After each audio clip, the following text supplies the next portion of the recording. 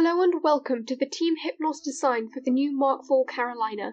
This craft has a capacity of up to 20 crew and either 264 passengers, 44 casks, or a combination of both. It has a wet mass of approximately 285 tons, with an additional maximum cargo capacity of 210 tons. It is powered by 8 Satyr 4 engines and has 8 retractable Hall-effect thrusters for more precise maneuvering. Airlocks are found at the front and sides of the craft. The 3 intended use cases are carrying all passengers, all casks, or half and half. The craft is made up of 2 dodecagonal hulls, one inside the other.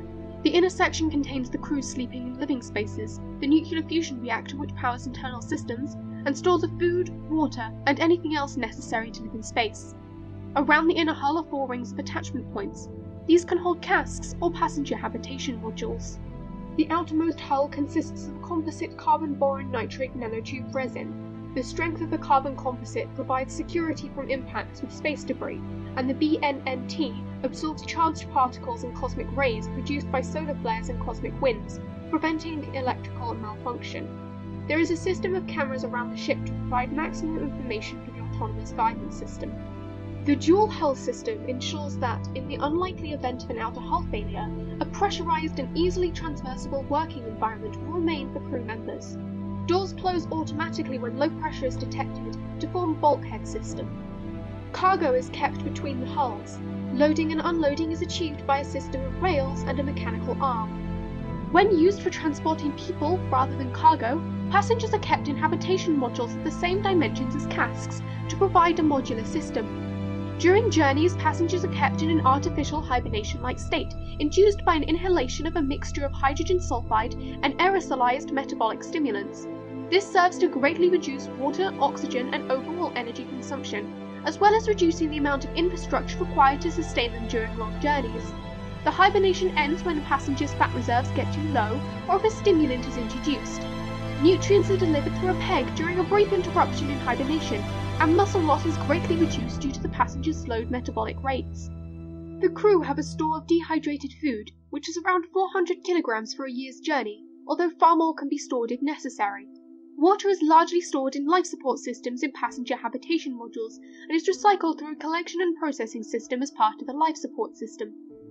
The total maximum power draw of the craft is around 760 kilowatts. The hull effect thrusters take a maximum of 400 kilowatts. 260 kilowatts is provision for life support of 264 passengers. The remaining 100 kilowatts is for the other internal systems, including 74 kilowatts for the computer system. The power output of the main engine is 16 kilowatts in thrust mode and 800 kilowatts in power mode.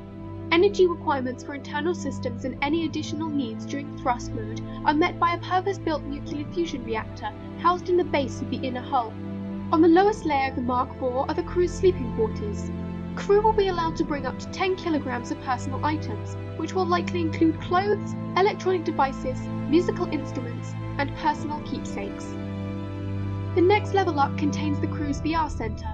This system of virtual reality will provide a source of entertainment and a relievement from any claustrophobia which might occur. Headsets can be linked to recordings of scenes on Earth to allow experiences of nature and green spaces, the cameras on the outside of the ship to allow an experience of space for training, or various video games and media.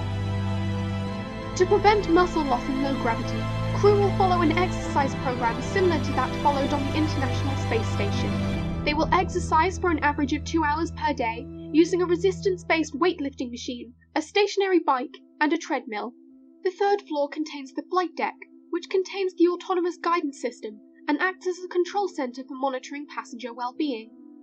There are also several rooms with variable uses, such as scientific experiments, storage, or emergency passenger accommodation in the event of habitation modules becoming damaged. Thank you for considering the Team Hypnos design.